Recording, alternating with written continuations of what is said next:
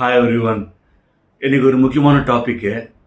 CV Shanmugam is the latest hero of Tamil Nadu politics. உங்கள் எல்லாருக்குமே தெரியும். அதிமுகவை உடைச்சிட்டு வெளியே வந்திருக்காரு. அப்போ அதிமுக உடைச்சிட்டு வெளியே வந்திருக்காரு தான் சொல்லணும். ஏன்னாக்க அதிமுகவுடைய பொதுச் செயலாளர் அண்ணன் எடப்பாடி பழனிசாமி அவர் ஒரு நிலைப்பாடு விஜய் விஷயத்தில், இவங்க ஒரு நிலைப்பாடு. ஐ திங்க் 25-30 எம்எல்ஏஸ் நினைக்கிறேன். 25+ எனக்கு கரெக்டாக தரல எனக்கு. ஓகேங்களா? வெளியே வந்துட்டு அவர் சொன்ன முதல் வார்த்தை நல்லா கவனிக்கணும். நாங்கள் இப்போ என்டிஏல இல்லை, எந்த கூட்டணியும் இல்லை, விஜய்க்கு முழு மனசோட ஆதரவு தெரிவிக்கிறோம். இதான் அவங்க சொன்ன பாயிண்ட்டு. சரி, இதில் என்னன்னாக்க ஒரு தியரி ஓடிக்கிட்டு இருக்கு. நான் அதை நம்புகிறேன். நான் அதனால தான் அது எனக்கு ஷாக்கிங்காகவும் இருந்துச்சு, ரொம்ப த்ரில்லிங்காகவும் இருந்துச்சு. சிவி சண்முகம் இன்னைக்கு கொடுக்குற இந்த சப்போர்ட்டை 5th அன்னி கொடுத்துருந்தாருன்னு தட் இஸ் ஜென்யூன். ஓகேங்களா? 5th அன்னி கொடுத்துருந்தா 5th உங்களுக்கு தெரியும். அது அந்த டயத்தில் அது எவ்வளோ இம்பார்ட்டன்ட் சொல்லி இப்போவும் இம்பார்ட்டன்ட் தான். ஆனால் இப்போ விட அப்போ ரொம்பவே இம்பார்ட்டன்ட்டு, ஒரு பெரிய வேல்யூ இருந்திருக்கும். ஓகேங்களா? ஸோ இத்தனை நாள் என்ன பண்ணியிருக்காங்க, கம்முன்னு இருந்துடுங்க. இவர் 5th அப்புறம் டெல்லிக்கு போயிட்டு வந்திருக்காரு. இந்த இதை அனௌன்ஸ் பண்ணுறதுக்கு முன்னாடி டெல்லிக்கு போயிட்டு வந்திருக்காரு. டெல்லியில் 2 days இருந்திருக்காரு. அமித்ஷாவை மீட் பண்ணியிருக்காரு. அங்கே அப்ரூவ் பண்ணிவிட்டு அந்த டைரக்ஷன் பேரில் தான் இந்த சப்போர்ட் கொடுக்குறாங்க அப்படின்னு சொல்லிட்டு ஒரு தியரி வந்திருக்கு. நான் அது ஏன் நம்புகிறேன்னாக்க, விஜயபாஸ்கர் மேலே சீரியஸ் கேஸ் இருக்குது, அப்புறம் லியோமரோஸ் மேலே மணி லாண்டரிங் கேஸ் இருக்குது, அப்புறம் எஸ்பி மணி மேலே சீரியஸ் கேஸ் இருக்குது. இதெல்லாம் நினச்சா அமித்ஷா நினச்சா எனி டைம் இவங்களை உள்ளே போடலாம். இவங்கெல்லாம் எது பண்ணி வச்சுருக்காங்கன்னா இந்த மாதிரி சமயத்தில் நமக்கு தேவைப்படும் சொல்லிட்டு. ஓகேங்களா? ஸோ இதுதான் ஓடிக்கிட்டு இருக்கு. விஜய் என்ன சொன்னார்? இப்போ விஜய் பாட்டுக்கு வரும். விஜய் என்ன சொன்னார்? நான் பிஜேபியோட எதிர்ப்பாளர், நான் எந்த காரணத்தை கொண்டு பிஜேபி வைக்க பண்ணது கொள்கை எதிரி அவங்க. ஓகேங்களா? ஸோ அப்படி இருக்கும்போது இப்போ அதிமுக கூட்டணி வருது. இப்போ இவங்க பிஜேபி சாயம் இருக்காதா? ஒருவேளை அவங்க என்டிஏல நாங்கள் இல்லை அப்படி சொன்னதுனால அப்படி அர்த்தமாயிட்டோமா? எனக்கு தெரியல எனக்கு. ஓகேங்களா? அதனால தான் அவர் என்ன பண்ணுறாருன்னா, காங்கிரஸ் ஆரம்பத்திலிருந்து ஒரு குழு வச்சுருந்தார். எலெக்ஷன் முன்னாடியே அவர் ட்ரை பண்ணார். ஸோ இப்போ காங்கிரஸ் ஃபர்ஸ்ட் ப்ரியாரிட்டி கொடுத்தது. 1000 சிக்கல் வந்தாலும் அந்த அந்த ஒரு என்ன சொல்கிறது, பிஜேபிங்கிற அந்த மதவாதம் நம்ம மேலே வந்துடக்கூடாது அப்படின்னு சொல்லிட்டு. இதில் பியூட்டி என்ன அப்படின்னாக்க, இது என்னுடைய அனுமானம். பிஃபோர் எலெக்ஷன் பழனிசாமிகிட்ட இருந்து ஒரு பெரிய ரிசல்ட் எதிர்பார்த்துருக்கார் அமித்ஷா. அதனால தான் அவங்க என்ன பண்ணாங்கன்னாக்க, பிஜேபிக்கு கொடுக்கப்பட்ட எல்லாம் டம்மி சீட்டு, கொடுத்த சீட்டு டம்மி, கம்மி சீட்டு டம்மி சீட்டு. நல்லா தெரிஞ்சுக்கங்க, கொடுத்த சீட்டு கம்மி, அந்த கொடுக்கப்பட்ட தொகுதியில் டம்மி தொகுதி, எங்கே ஜெயிக்க முடியாதோ ஒரு மாதிரி ட்ரையான ஏரியா அப்படி கொடுத்து விட்டாங்க.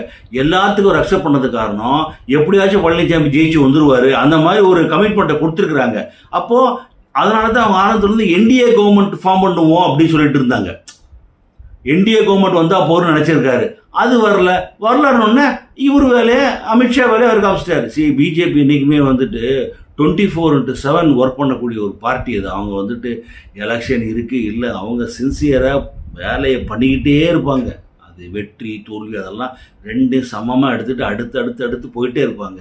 பார்த்தாங்க ரிசல்ட் வரல, பழனிசாமிக்கு எதிராக கட்சியை உடைச்சிட்டாங்க. ஓகேங்களா? அதுக்கப்புறம் இதில் இன்னொரு பியூட்டினாங்க, விஜய் ஒரு சப்போர்ட்டே கேட்கல, இவங்களாவே போய் வாலண்டியராக வண்டி ஏறிட்டாங்க. ஸோ நான் இதை எப்படி பார்க்குறேன்னாக்க, ஃப்யூச்சர் எப்படி இருக்கும் அப்படின்னாக்க, இந்த 2 லூசர்ஸ் இருக்காங்க இல்லையா, both DMK and ADMK losers. ஓகேங்களா?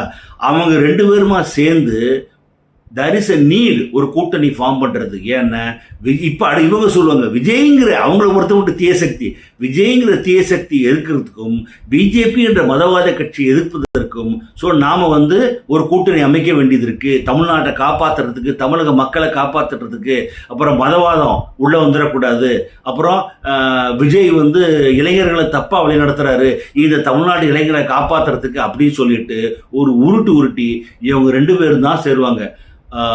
எனக்கு தெரிஞ்சு பிஜேபி இனிமேல் தனியாக தான் போகும். ஏன்னாக்க they cannot go with Vijay, they cannot go with DMK.